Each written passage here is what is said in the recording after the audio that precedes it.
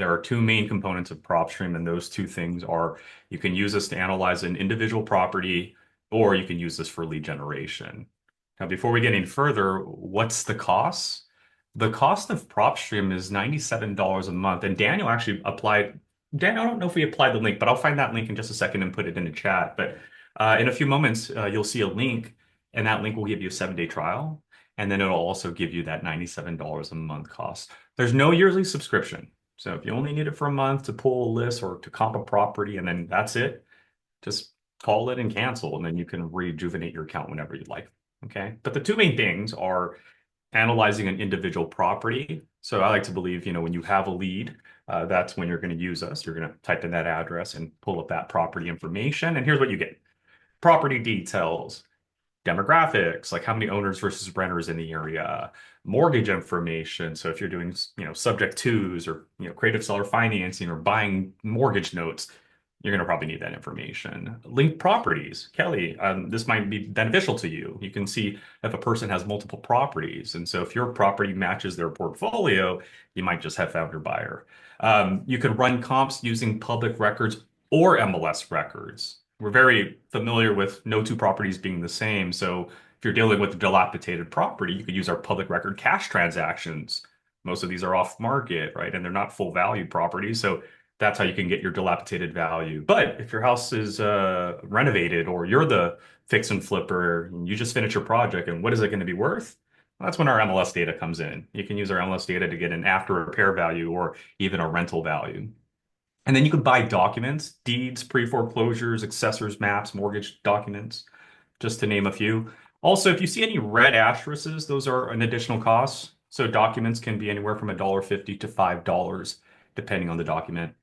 And then we also have rehab calculators, like an ADU calculator if you're looking to do an accessory dwelling unit, or even an actual renovation calculator. So if you're trying to remodel the kitchen, PropStream can give you local level costs on that stuff. So that's one aspect of PropStream. Type in an address, go in the details, and this is what we're going to supply you with. Second part of PropStream is the lead generation part. There's 3 parts to it. Now, you don't need to use all 3 parts, but they are there if you need it. Now, for me, everyone does part 1. That's pretty self-explanatory, and that's build your lists. So search any market in the US, because we are nationwide, filter through our data, save your results, and then you can export those addresses if that's all you need, is just addresses. And that's our part 1 users. They'll take those addresses, and then they'll give it to their brokerages, and they'll start mailing out postcards or whatever it may be. Part 2 is skip tracing. So for 12 cents an address, we can get you a phone number or an email, and we'll also scrub it on the do not call list at no additional cost. So I could build a list of, let's say, senior owners, and then within about 3 minutes, get their phone numbers and emails, and then export that data. That's part 2. So if you don't need the phone numbers, you're part 1. If you need the phone numbers, then you're part 1 and part 2. And then part 3 is our marketing. That includes a website. So you can build a list and then create a website for that list. So senior owner lists. Would you like to find a retirement home? That's my website, right? And then you could send postcards and emails to that list that you just built. So that's the lead generation part. Again, some asterisks here because some of these components will come at an additional cost. And then some of our additional features, the mobile app. We can give you the same data on the go. The mobile app can purchase documents, skip trace, and postcards. There's also driving for dollars features in there as well. Team member accounts and list automation. We can take this part 1 and automate it. So you can build a buyer's list, a pre-foreclosure list, a lien list, whatever list you want, and then we can automate it so you never have to search it again.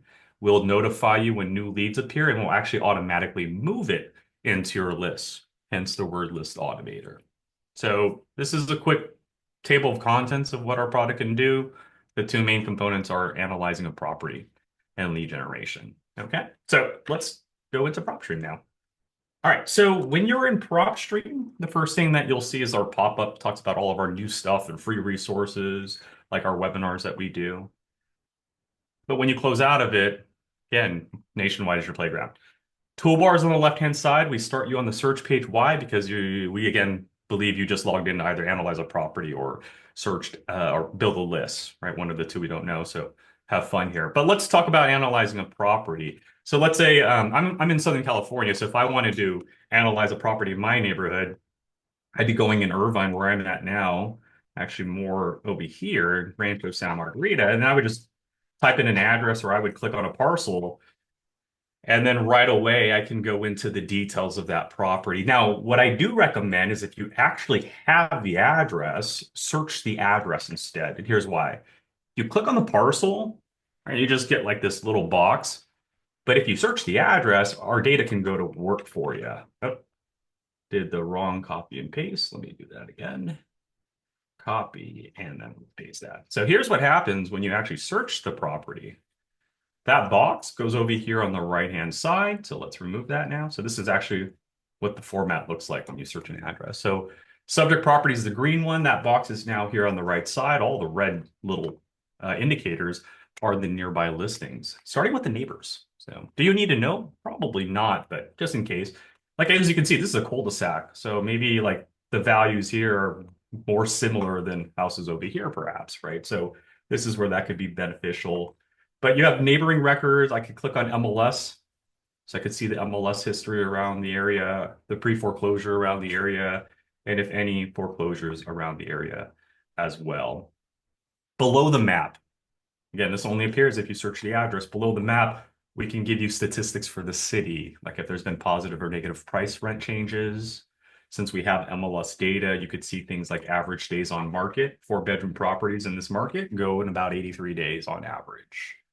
As for rental prices, this is ridiculous, but $4,100 a month for a 4-bedroom property in this market. Yeah, it's California. It sucks. I'm seeing more of my paycheck go to rent than anything. Welcome to my life. But other than that, again, you have the last thing we're going to do is not just give you the details on the right side, statistics down below, but we are just going to give you the local listings in the area. So in the city of Mission Viejo, here's how many properties that are listed, how many cash transactions have occurred.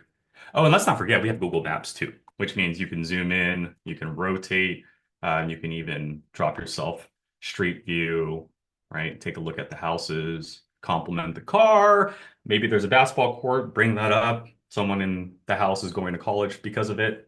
You just brought your foot through the door, right? I tell people this all the time. You got to imagine, like back in the 60s and 70s, there was a real estate investor wanting to see photos right then and there. And I'll be honest with you, these aren't live photos, so that truck could have been sold. Hey, maybe they tell you that, and maybe they tell you why they sold it. Maybe it's because of financial issues. There's your lead, right? So just even bringing up photos, the neighborhood, right? Do your kids play on that hill across the street?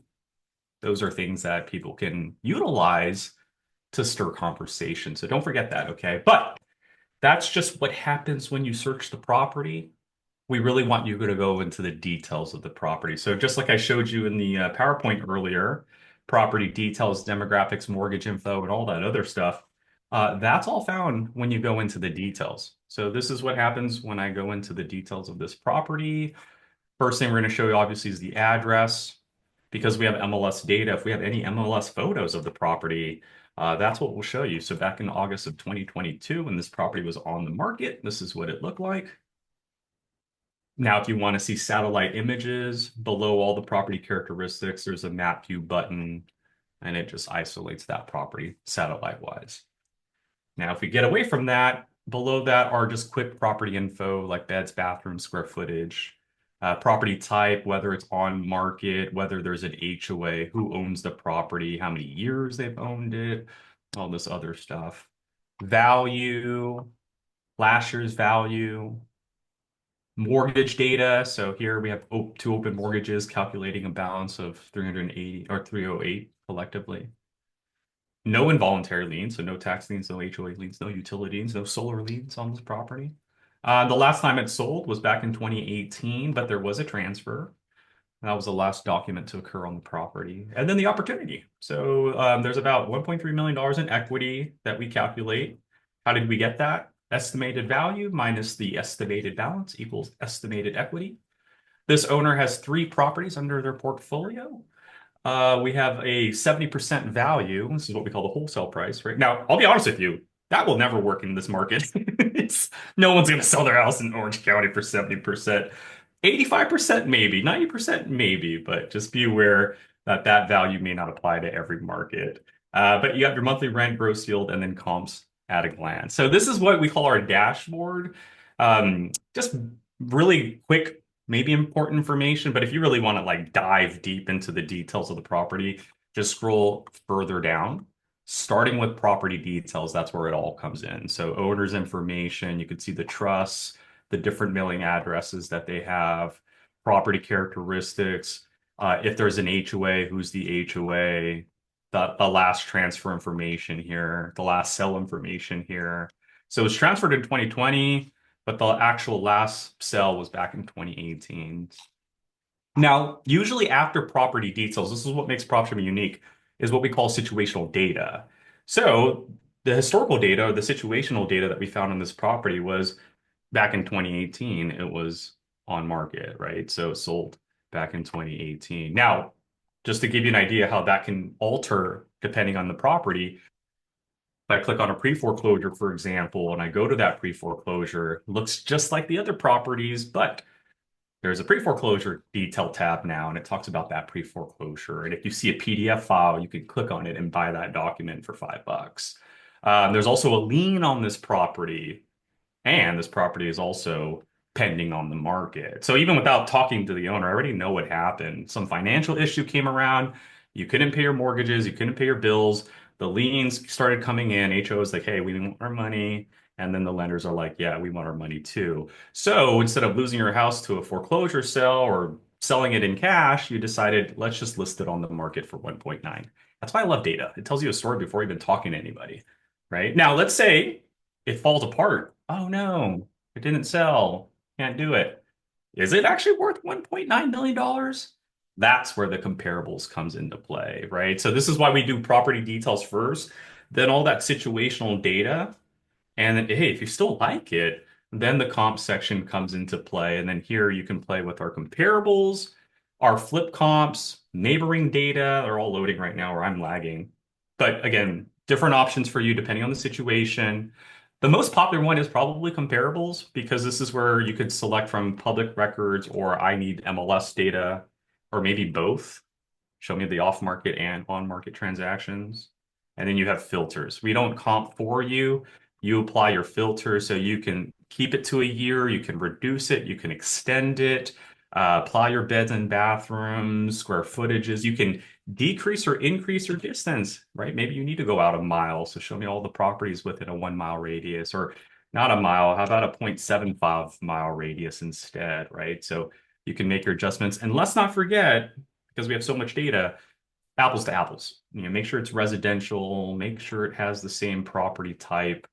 And then once you get your results, the cool thing is you can deselect and then start making your selection. So you could say, okay, I want number one as my true comp, $5,700. Well, that's a rental. Don't need that. Number two is another good comp, right? Number four, is that a good comp? Let's look at the photos. There's a little photo icon.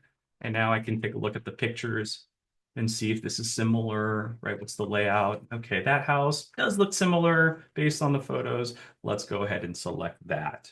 So the whole option here is that we don't do any comping for you. Our job is to just go at that data and present it to you. So do your due diligence, add your filters, select your comps.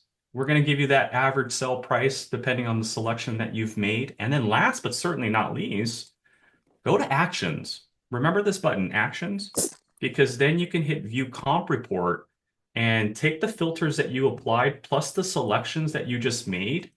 And this is what we do. We slap it all on a one-page report. There's the subject property with its details, the history on the property, your search criteria. So now the owner can't say, hey, you're making this up. Nope. So, 2/3 of a mile from your property, sold, SFRs, same bathrooms, same bedrooms, blah, blah, blah, blah. Here's what we found. Low is 175. The highest is $2 million.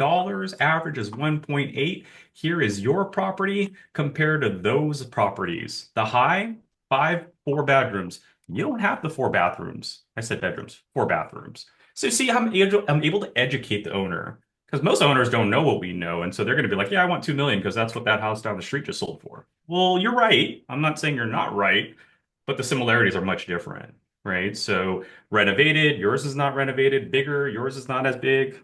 So now we're using data to educate. We can even show them where those comps are subject to the property. And just to rub it in a little bit. Keep scrolling down, we'll show them the comps and the photos.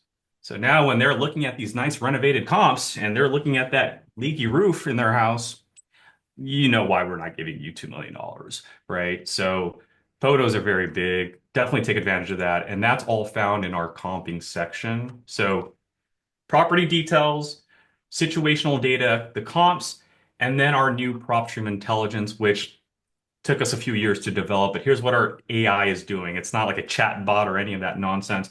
Our AI data right now is doing two things. One, go through these photos that were uploaded and give us a grade. Look at the floor, look at the walls, look at all that stuff, right? Do what I could do, but I don't have time to go through however many photos per property. 29 proper photos on this property. It's ridiculous. So AI is going to do it for us, and then it's going to give me a total get condition on that property. Hey, based on all those photos we just looked at, this property is in excellent condition. The interior is good. The exterior is good. The interior is good. The kitchen and bathroom are excellent.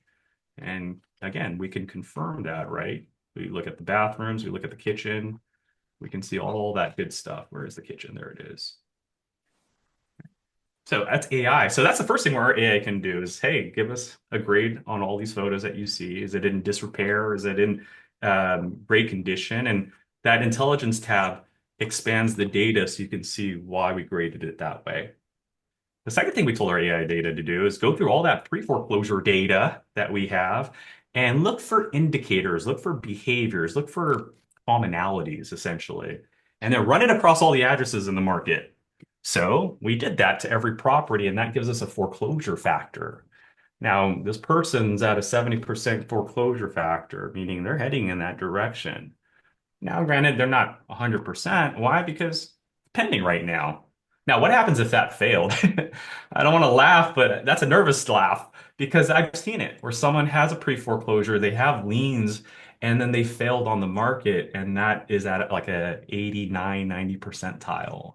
That doesn't mean they're going to get into foreclosure. I mean, there's still options for them, cash, sell, maybe someone buys the note or something creative, right? But that's how that foreclosure factor works. And our intelligence tab breaks that down even further. So it talks about what each of those grades represent. So for this person being medium high, properties with a medium high likelihood of going to have a default score. Oh, typo, it looks like we're missing a paragraph here. Yeah, so it's 1.5 times likely to go into foreclosure because high, which is the category next to it, is 3 times. That one is 1.5 times. So what it's saying is that out of like 10 properties, right? One property just bought last month, 1 year of ownership, less than a year. And then number 10 being, 30 years of ownership, no more mortgages, right? What it's saying is that if we just look at the house in the middle, that average, this house, based on the data, is about 1.5 times more likely to go into foreclosure than that average property in the neighborhood. So really powerful data. That's our new intelligence data.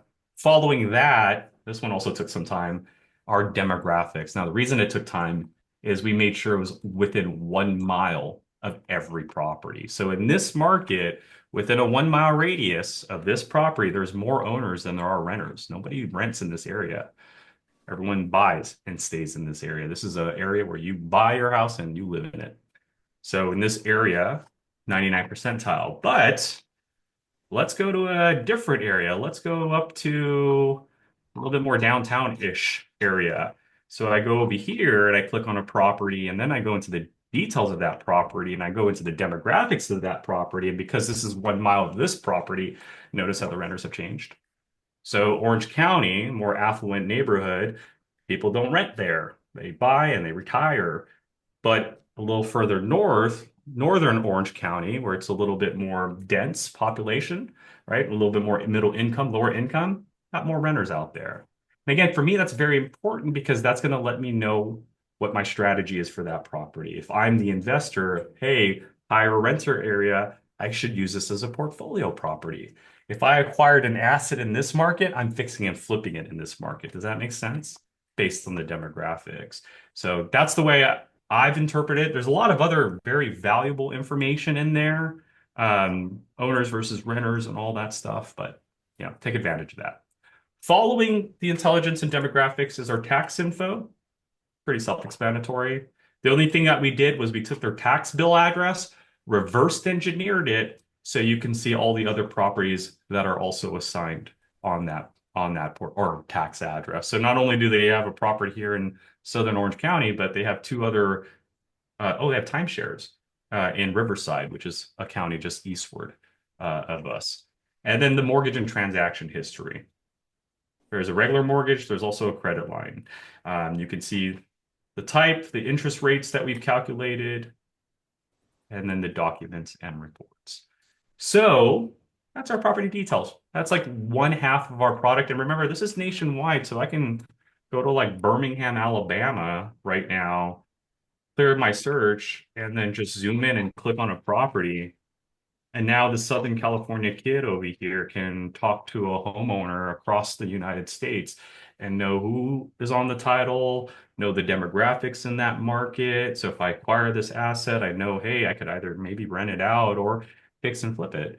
Tax information, see if there's a mortgage on it, which in this case, no, because they bought it in cash back in 2019. So it's free and clear.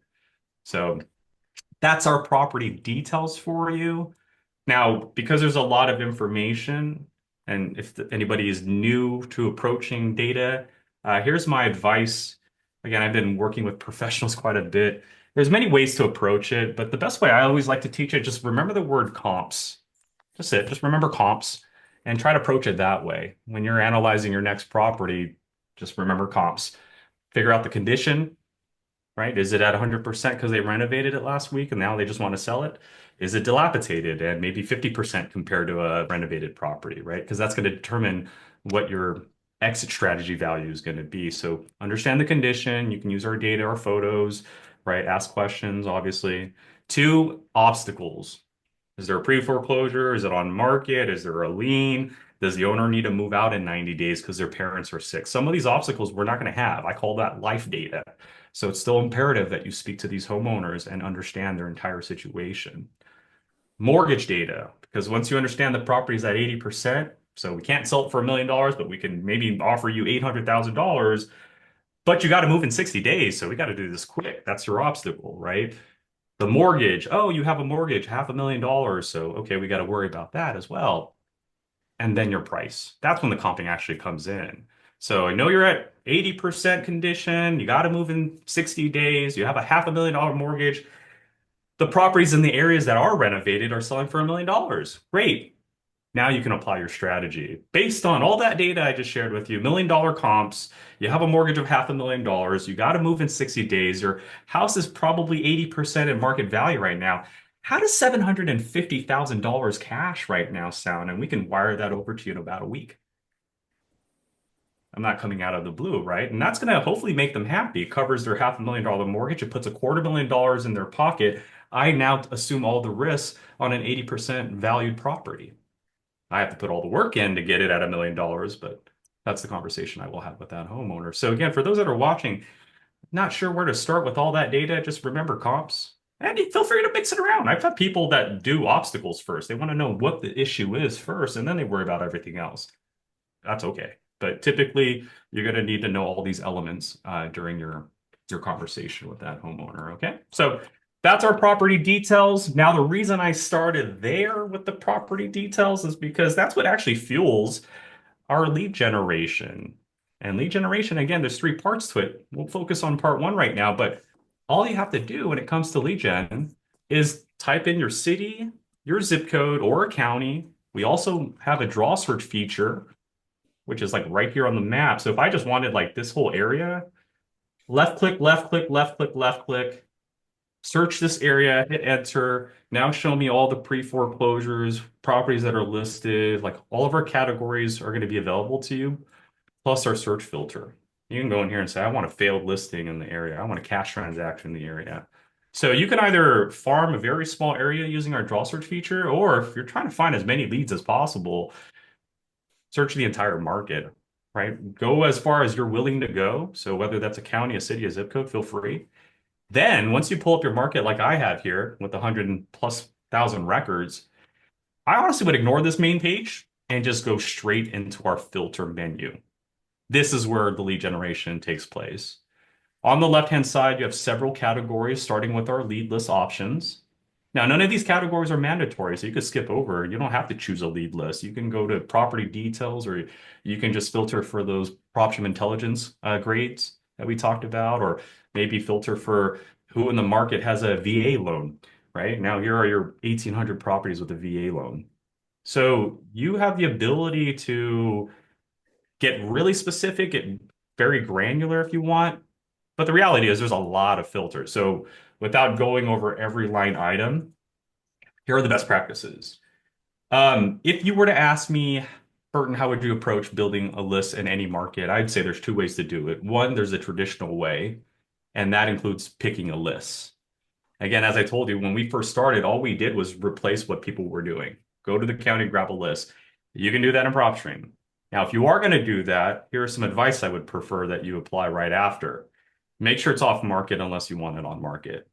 I would be lying to you if I told you all of our users want on market. 99% of our users are off market users. So pick your list and then make sure it's off market right after. Third, I don't know what you know, but apply your equity. Because if you're a fix and flipper and that's all you do, you need equity. If you're a wholesaler, that's all you do, then you need equity. But if you do short sales, subject twos, creative seller financing, maybe you don't need equity, right?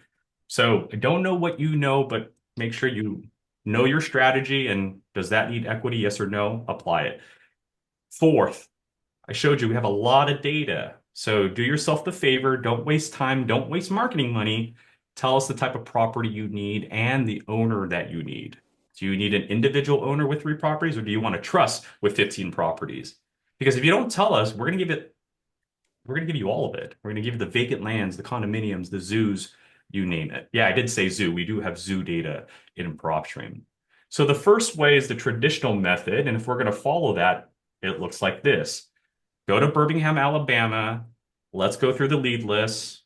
Now I'm looking for a distressed homeowner. So how about someone who didn't pay their taxes? Because it's either pay your taxes, lose your home, or maybe it's time to consider my offer. So go through all the tax delinquent properties, but as you can see, vacant land, single family, we might have an apartment complex in here along the way.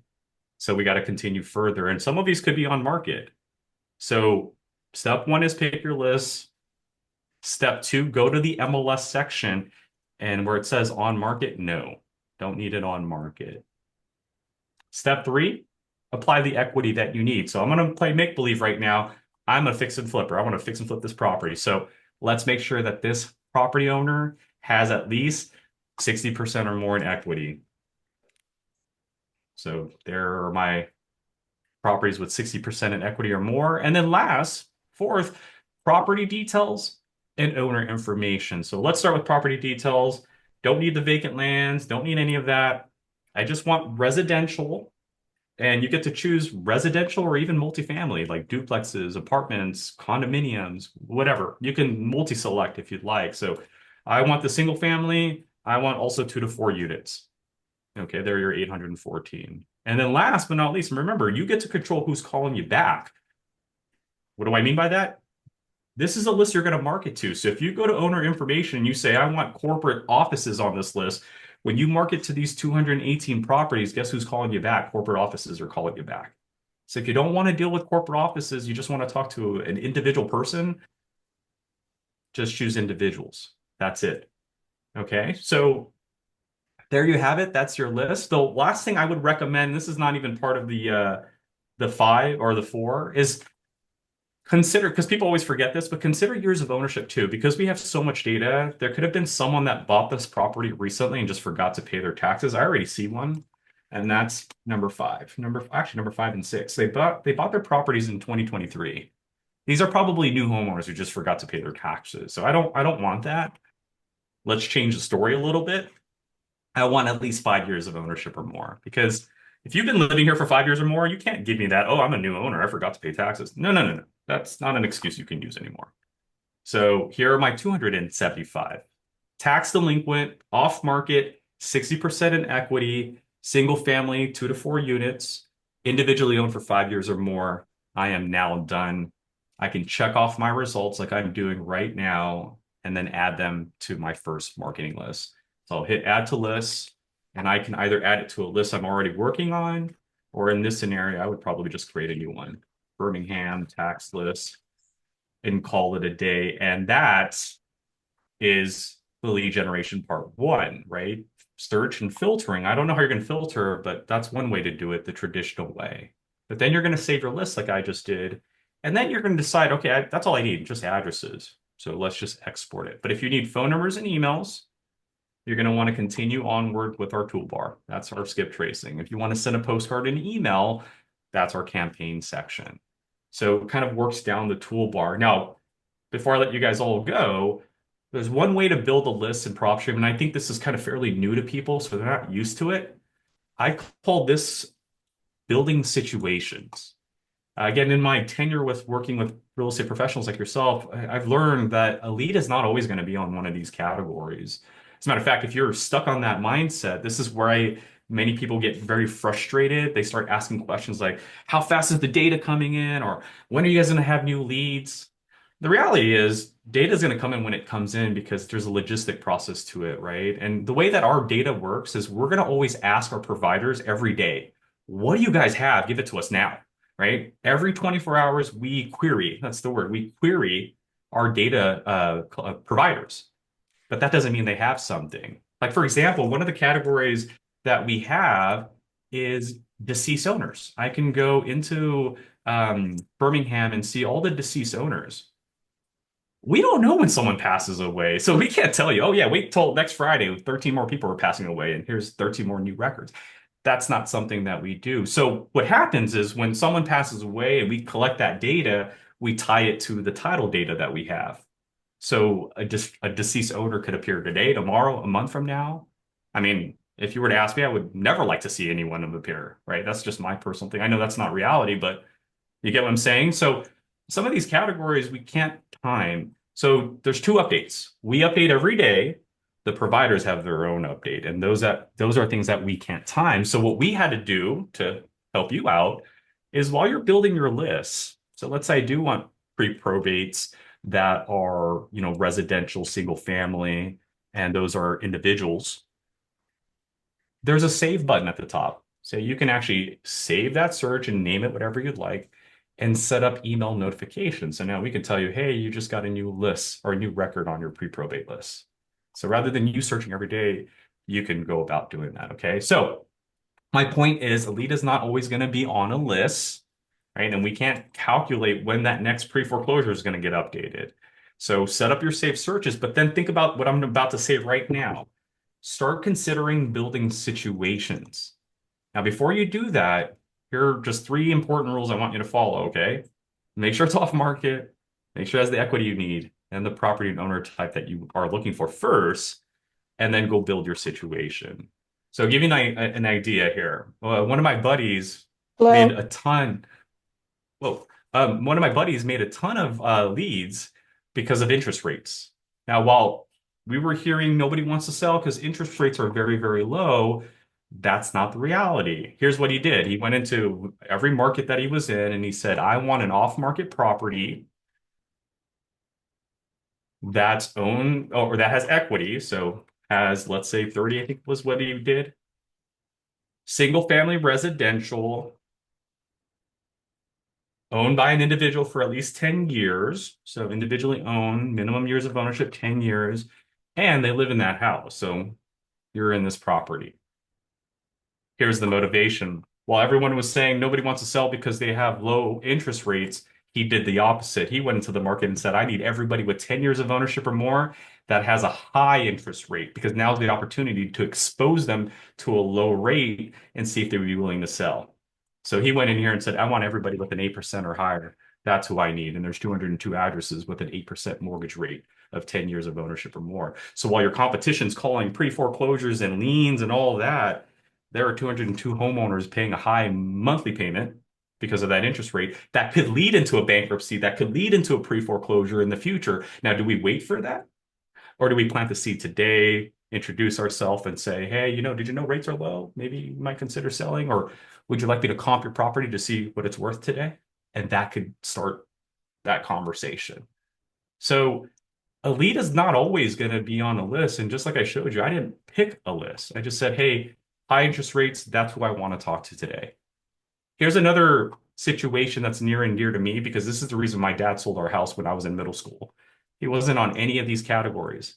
The reason my dad sold the house was this. Let me show you. Let me remove the mortgage.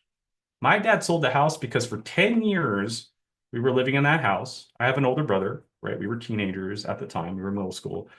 But the reason my dad sold the house is because we were in a single family property that was 3 bedrooms, and this was the reason he sold it. 1 bathroom. That's the reason why. He was tired of sharing 1 bathroom with teenage kids. So now think about that. How many of these homeowners, 3,335 of them, are on a pre-foreclosure list or on a lien list? Tell you right now, my dad wasn't on any of those categories because he was paying the bills. He didn't have the mortgage company hounding on his back. The HOA wasn't on his back either. So my dad would have never been found on any of these categories. So while you have a subset of people out there that are like, hey, I need to find someone on a list, you have these homeowners that are not on a list that still want to sell their house for other reasons. So while you're calling and saying, hey, if you have a pre-foreclosure, call me back, my posters are going to say, do you need another bathroom? Call me today. I can show you my listings, or, maybe I can get you a contractor, could put a second bathroom in there for you. There's so many different people that, could help this homeowner at the end of the day. But that's my main point I want to bring across today is that when you're doing lead generation, whether it's our product or maybe even the next product, I don't care. Just make sure you understand this concept of building situations. Because for me, I like to look at it as we were forced to do the traditional way. That was how things were done. But now that you have access to the data at your fingertips, it's no longer what I call like the fast food approach. You don't have to pick a number anymore. You can go in there and just start mixing things up. So Kelly, to your question at the very beginning, you were saying, well, I would like to use this to find a buyer. Here's how I would find a buyer. Pull up any market that you're in. We have 2 categories for you. We can show you all the cash transactions that have occurred in the market. And these are not just regular cash transactions. These are non-owner occupied cash transactions. So the person paying cash is not living in it, right? Unless you're filthy rich and you're just doing that just to do that, great. But I would say most of them are investors. So cash transaction is one of your categories. The other category is flippers. I like this one because it shows you that their property is now listed.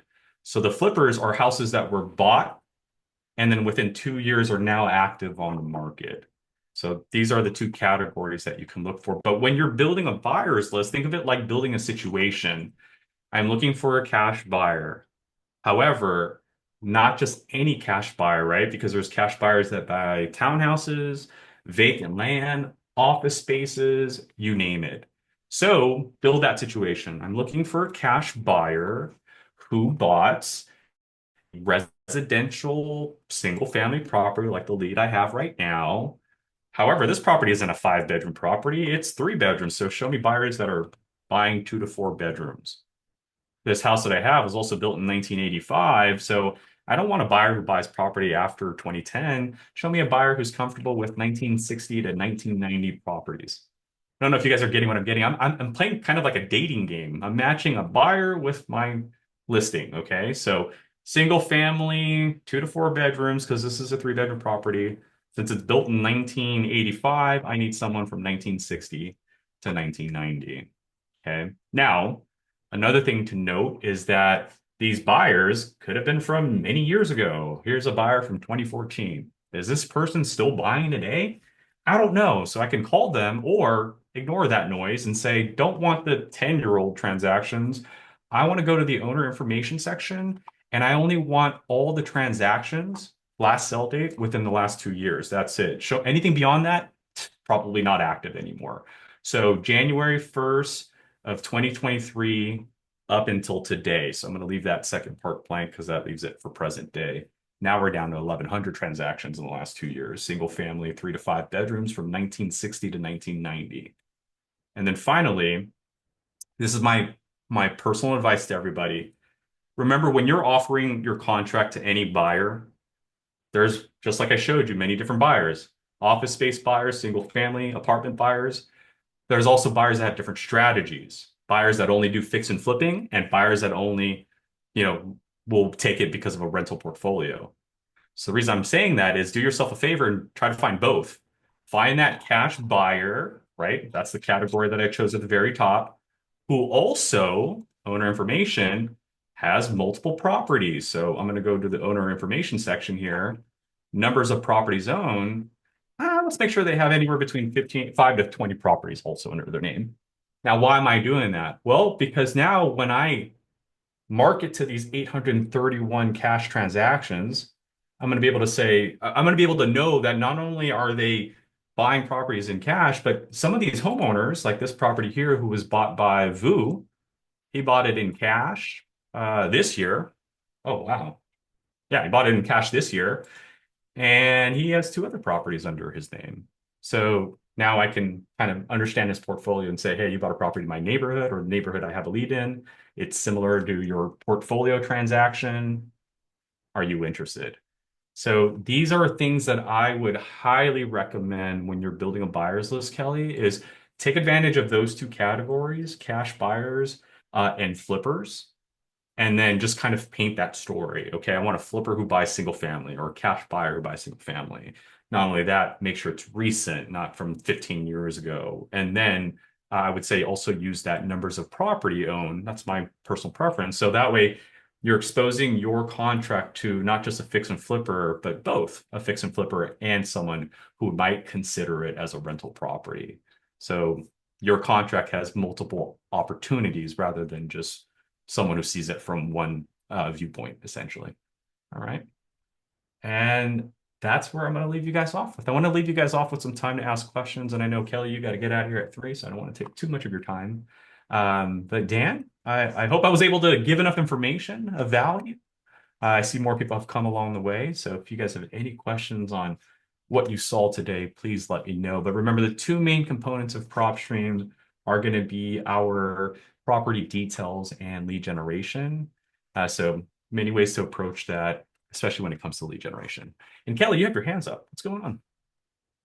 Hey, Burton, thanks for going through that. I used PropStream up until probably about 9 months ago or so. Yeah. And so this was a good refresher for me. I think there are some things that have been added since I have been on Yeah. PropStream. One thing I do like is the email notifications whenever a new lead comes in based on whatever my search engine is. So it's good to know that you guys are doing that. A question I've always had is how do you determine who a tired landlord is? Oh, that's a What great what question, funnels Kelly. them into that category? So let me do you two things. We actually on our website have all the definitions for that. So let me put that in the chat so you can at least have that link for you. But the definition of tired landlord is a non-owner occupied property that has at least 15 years of ownership or more. That's our definition of it. Now, the reason we've made it into a list is because we were seeing people do that naturally in the past. So before the tired landlord list was created, we saw people doing this.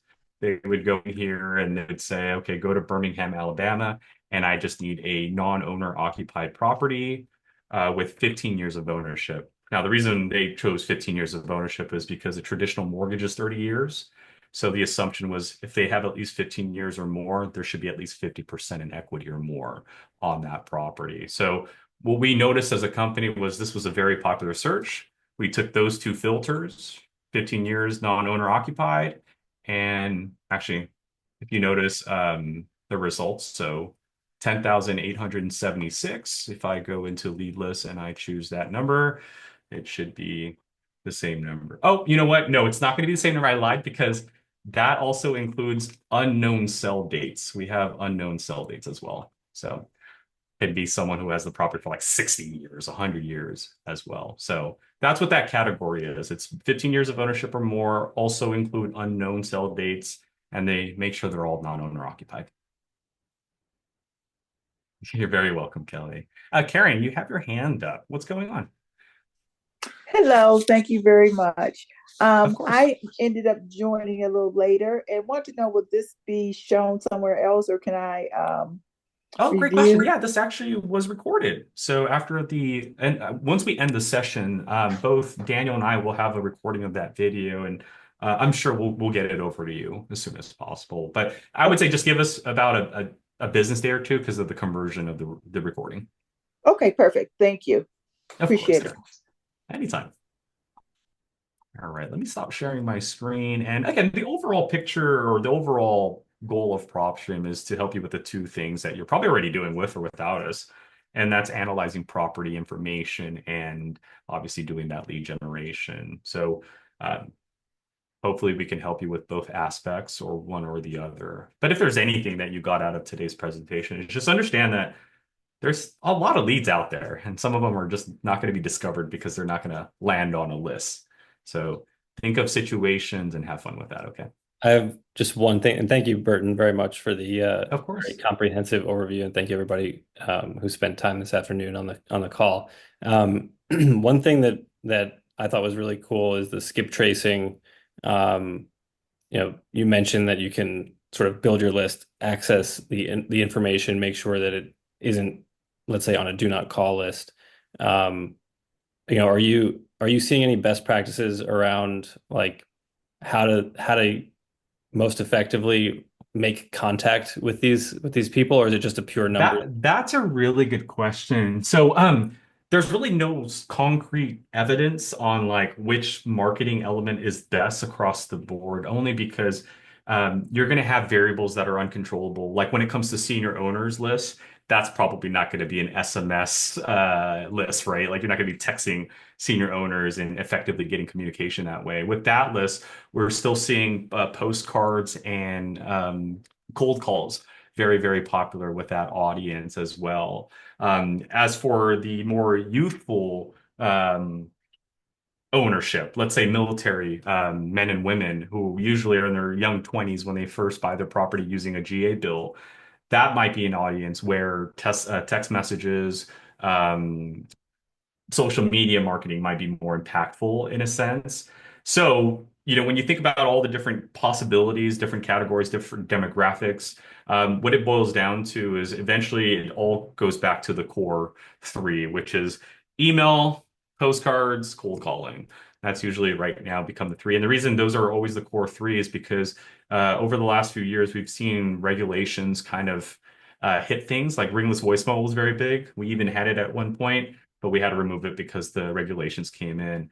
We're starting to see that with SMSs, and even dialers are now becoming starting to show up on radar. So I would say if you're trying to be safe, email, postcards, and cold calling. But cold calling, I say hesitantly because to your point, Daniel, if they're on the do not call list, that's where it gets really tricky. And I'm not a legal expert or not. I would recommend that you not call the list at all or the number when it's on a do not call list, but some will say otherwise, right? So I'll leave that up to you. Those are typically the best three avenues for marketing across the board. Thank you. I think Karen may have another question, although I'm not sure. Karen, did you No, have I'm a question? sorry. I'll take my hand down. I'm sorry. Thank you. No worries. Yeah. I'll do that sometimes in the world. I just walk around with my hands up.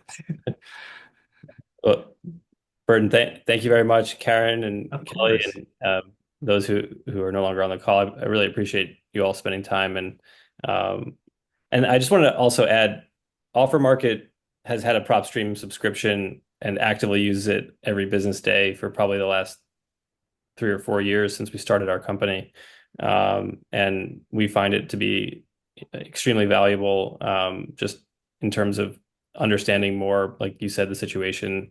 And there's just so many different use cases for it that it feels like if you're trying to build wealth through real estate, it's like one of those types of resources that makes a lot of sense to utilize, and you can create an edge. I appreciate you explaining the overlooked strategies as well. I'm sure there's like a whole laundry list of other similar ways to. That's all I was hoping for, that to Yeah. spark that little idea. And hopefully you guys are like, well, I never thought about this. I never thought about that. And that's it. Because at the end of the day, and our company, this is our model, is we understand the importance of giving you guys really, really great data so that you guys can obviously be successful in what you do and in your businesses. But we also understand why that's very important as well, is because what you do with our data is you save the lives of people out there. So it's like a win-win-win situation. If our data is good, obviously you use our product, that's a win for us. But then you're also able to have success in your business. So that's a win for you. But then it's also a win for that homeowner or that buyer that's looking for that good deal. So it's a win-win-win. And so we understand the core responsibility of making sure we maintain high quality data. So thank you for recognizing that, Daniel. I really appreciate that. And I hope you have a wonderful day. Thanks again for organizing this. Thank you all. Appreciate it. Have a great day. Take care, everybody.